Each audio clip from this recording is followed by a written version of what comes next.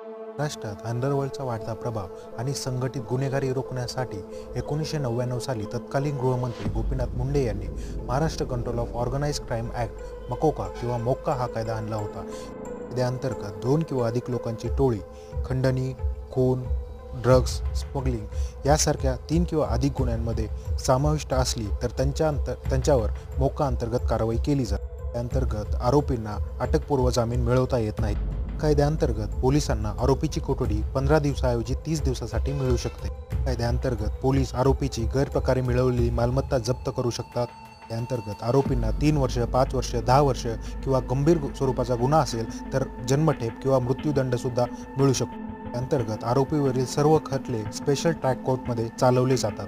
त्याअंतर्गत 2002 साली दिल्लीमध्ये सुद्धा अशाच प्रकारचा एक कायदा लागू करण्यात आला होता. अंतर्गत सरकार संघटित गुन्हेगाराला